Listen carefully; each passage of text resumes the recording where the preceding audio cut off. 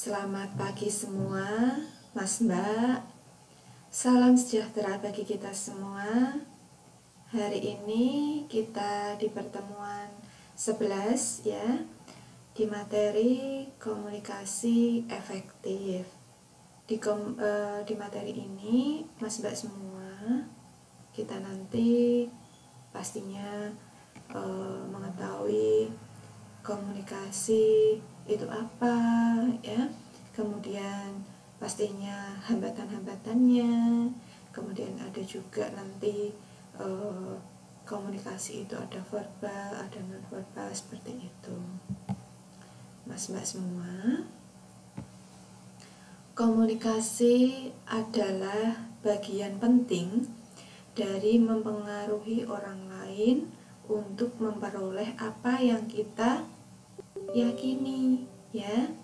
Artinya ya, komunikasi itu harus benar-benar bisa mempengaruhi ya, yang diharapkan itu bisa mempengaruhi orang lain. Kemudian kemampuan berkomunikasi menunjukkan kemampuan mengirimkan pesan dengan jelas, manusiawi, dan efisien, dan menerima pesan-pesan ya. Maka kita lihat pesan itu pastinya diterima ya, diterima secara akurat ya. Kemudian benar-benar pesan itu mengirimkan berita yang jelas. Kemudian dari semua pengetahuan dan keterampilan yang Anda miliki, pengetahuan dan keterampilan komunikasi termasuk di antara yang paling penting dan berguna. Artinya komunikasi itu pastinya adanya pengetahuan dan keterampilan tersebut ya.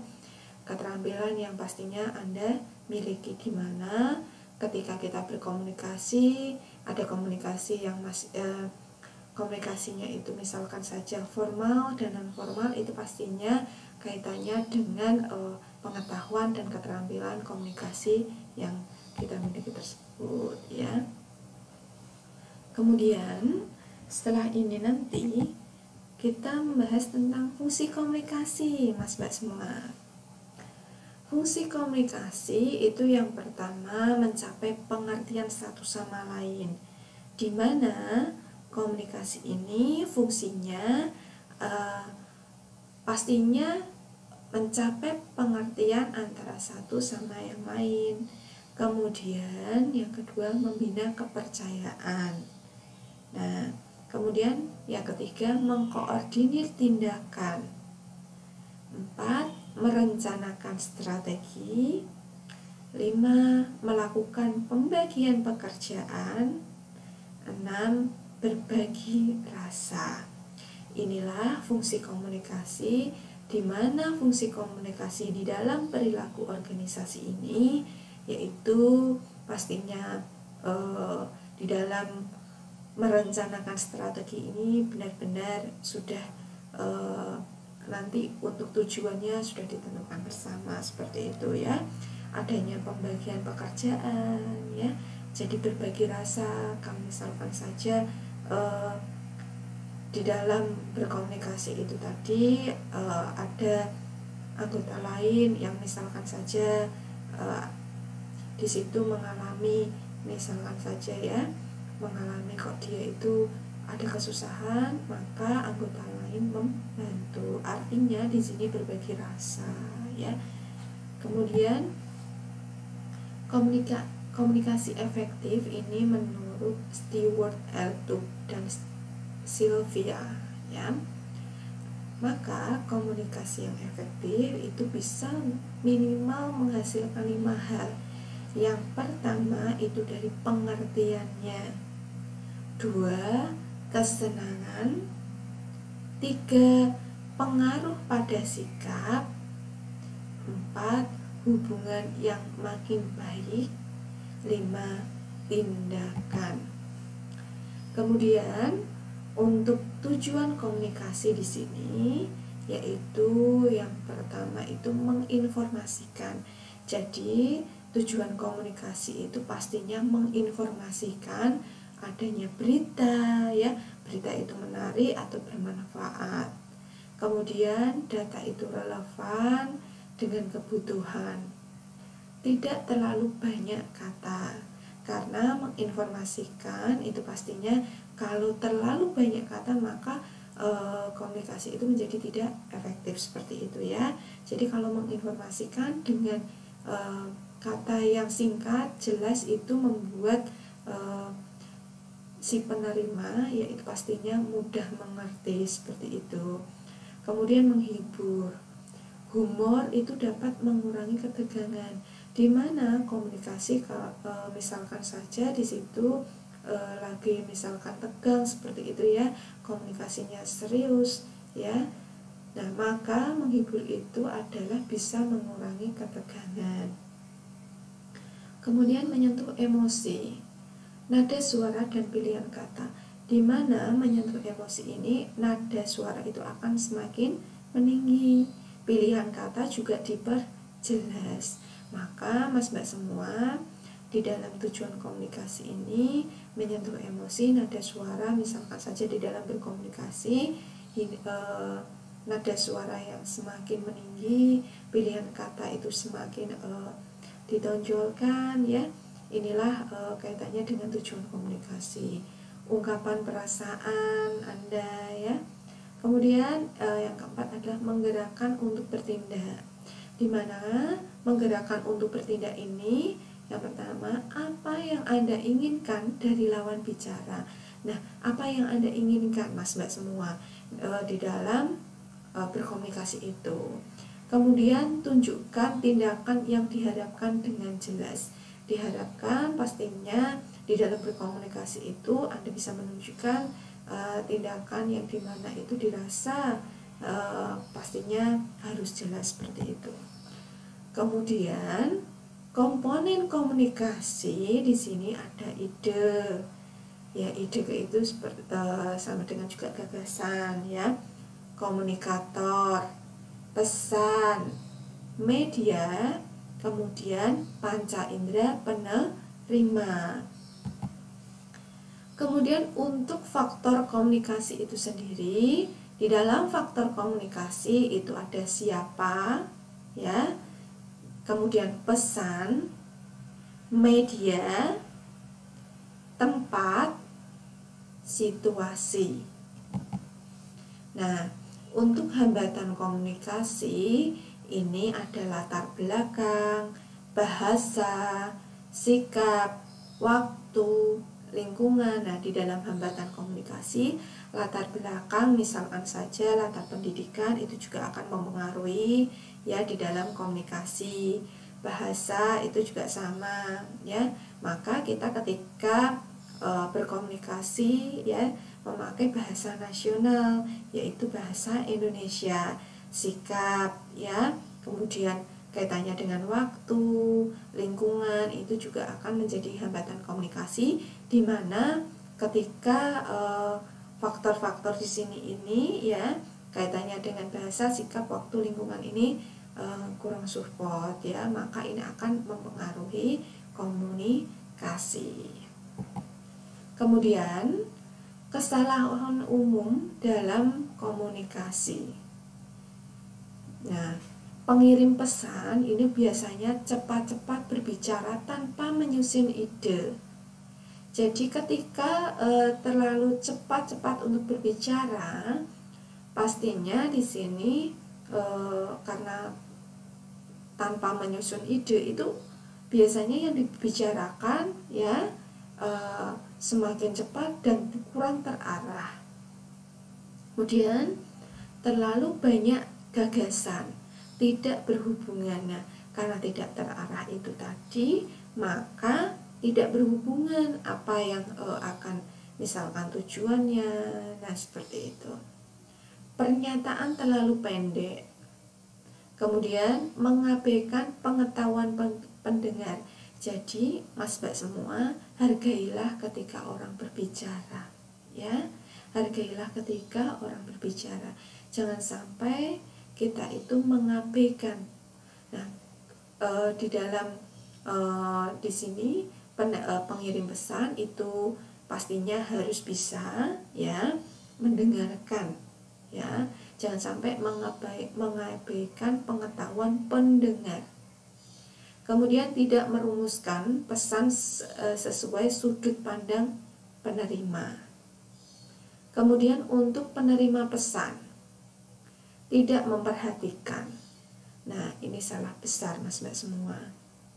Ketika kita diajak berbicara, ya, kita diajak berkomunikasi, itu pastinya ya kesalahan umum itu yang sering terjadi adalah tidak memperhatikan untuk penerima pesan.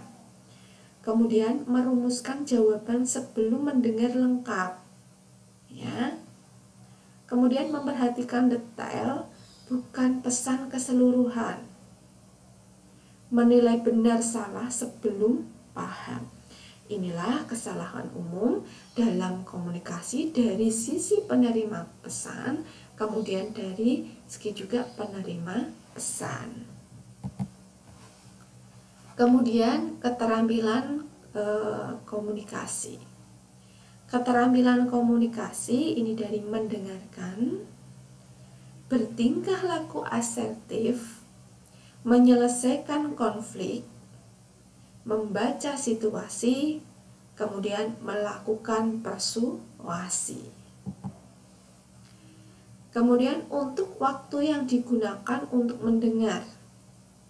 Nah, ini di dalam penelitian ya ranking di mana penelitian ini ya dilihat dari tahun 1928 dengan penelitian Barker 1980 ya, di mana mendengarkan itu prosentasenya yang paling tinggi ya. Kita lihat dari penelitian ranking dulu. 45% itu mendengarkan, 30% itu berbicara, 16% itu membaca, 9% menulis.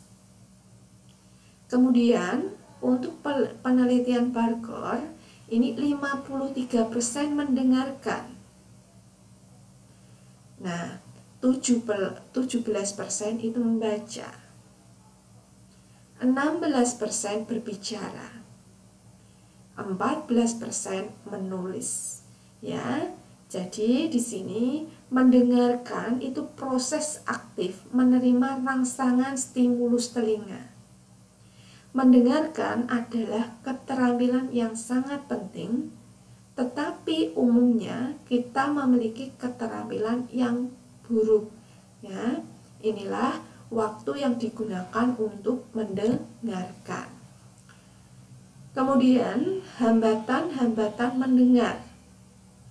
Sibuk dengan diri sendiri, ya, sibuk dengan masalah-masalah eksternal. Jadi ketika kita diajak ngobrol, ya, kemudian diajak berkomunikasi, tidak fokus dengan apa yang dikomunikasikan, tetapi dia memikirkan atau tidak fokus membayangkan kaitannya dengan masalah-masalah di luar itu, kaitannya dengan eksternalnya ya. Mungkin waktu misalkan di dalam berkomunikasi itu saat dia bekerja, tetapi di sini dilihat masih memikirkan tadi di rumah seperti itu. Inilah yang hambatan-hambatan mendengar ketika kaitannya dengan sibuk diri sendiri ya. Kemudian masalah-masalah eksternal itu masuk di dalam pikiran kita seperti itu. Jadi kurang fokus ya, tidak fokus. Kemudian asimilasi, kecenderungan merekonstruksi pesan sedemikian hingga sesuai dengan sikap, prasangka, kebutuhan, nilai diri. Kemudian faktor kawan atau lawan. Mendengar yang diharapkan hanyut dalam pesan pembicara tidak mendengar apa yang dikatakan, melainkan mendengar apa yang kita harapkan. Gitu ya. Jadi ketika berkomunikasi itu yang diharapkan pastinya apa yang tadi di dalam berbicara itu yang diharapkan si penerima pesan itu adalah terjadinya feedback ya. Ketika hambatan-hambatan mendengar ini sudah dilalui, pastinya tidak akan diterima feedbacknya ya. Kemudian keterampilan verbal. Keterampilan verbal ini ada nada suara, volume suara, kecepatan suara, kejelasan pengucapan kata-kata, pemilihan kata, bahasa, dan logat. Nah, mas-mbak semua, di dalam kita buat untuk prosentasenya, di mana nada suara itu 38%, 7% itu kata-kata, 55% itu bahasa tubuh atau non-verbal ya. Kemudian menangkap feedback komunikasi non-formal itu dilihat dari kontak mata, anggukan dan gelengan kepala, ekspresi wajah, menghadap pada pembicara, isyarat antusias, tidak bosan dan tidak cemas. Kemudian tidak melakukan hal lain, jadi fokus ya. Kemudian mengurangi gangguan dari luar. Kemudian komunikasi ekspresif ini ada isi pesan, gaya bahasa, argumentasi, ekspresi. Maka ketika ini tariklah minat lawan bicara ke dalam isi pembicaraan. Gunakan bahasa yang sesuai untuk mempertahankan minat.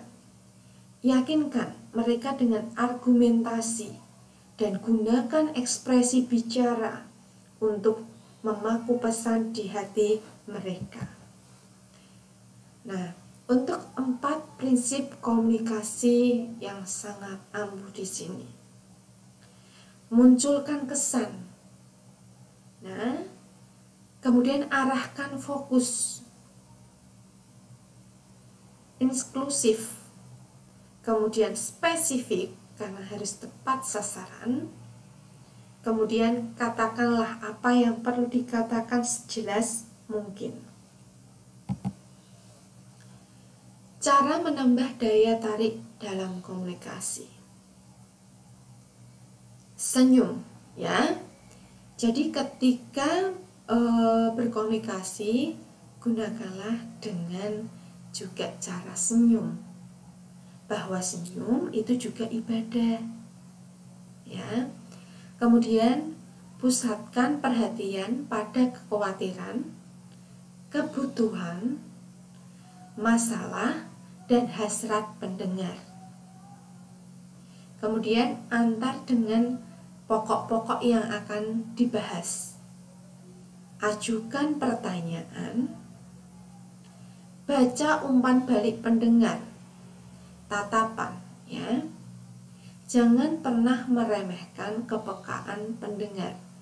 Nah, cara menambah daya tarik komunikasi ini mas-mbak semua bisa dilihat dari misalkan saja bahasa umpan balik pendengarnya, bagaimana dia itu tatapannya ya, paham atau tidak, seperti itu bisa dilihat. Kemudian etika berkomunikasi. Diam dan menyimak. Ketika diajak untuk berkomunikasi, ya, itu diam dan menyimak, simak apa yang disampaikan. Tidak memotong pembicaraan. Jadi nanti ketika dia sudah misalkan saja pemberi pesan itu sudah menyampaikan ada yang ingin ditanyakan, itu baru kita bertanya. jangan memotong pembicaraan. Tidak meninggalkan lawan bicara, ya. Jadi diajak berkomunikasi itu jangan sampai meninggalkan lawan bicara. Nah, tidak menepis pembicaraan lawan. Kemudian tidak berusaha menunjukkan bahwa kita lebih pandai. Ingat Mas-Mbak semua, ketika berkomunikasi etika ini ya, orang itu jangan sampai menunjukkan bahwa kita itu lebih pandai. Artinya kita itu harus menghargai orang yang ya memberikan pesan kepada kita, ya, pemberi pesan. Gitu ya, inilah etika berkomunikasi Mas-Mbak semua. Kemudian 5, respon empatik. Mengulangi kata demi kata, mengatakan kembali isi, merefleksi perasaan, mengatakan kembali isi serta merefleksikan perasaan tadi ya. Kemudian melihat kapan empati tidak diperlukan.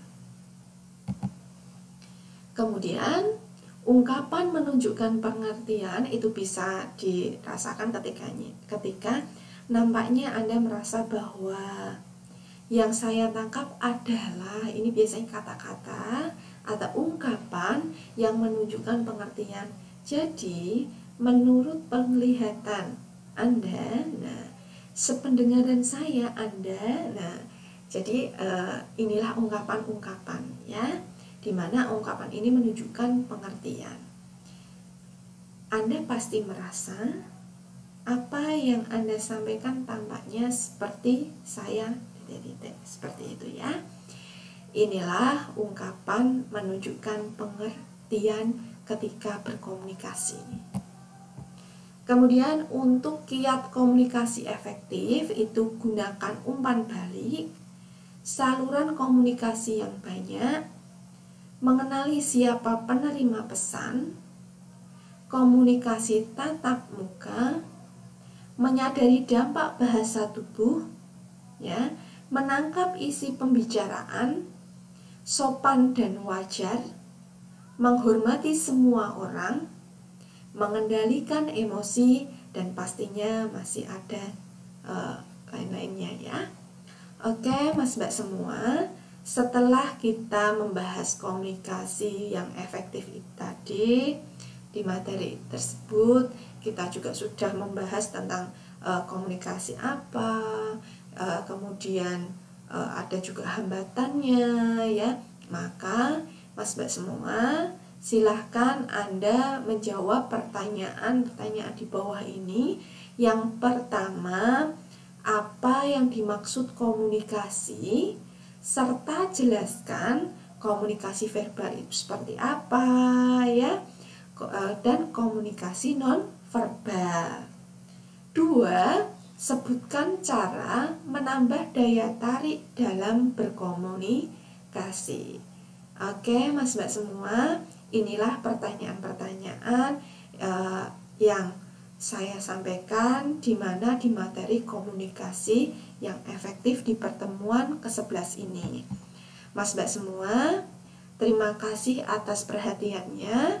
Jangan lupa Anda presensi di Siakat untuk pertemuan ke-11 di mata kuliah perilaku organisasi di materi berkomunikasi yang efektif. Terima kasih Mas-Mbak semua atas perhatiannya. Selamat pagi. Wassalamualaikum warahmatullahi wabarakatuh.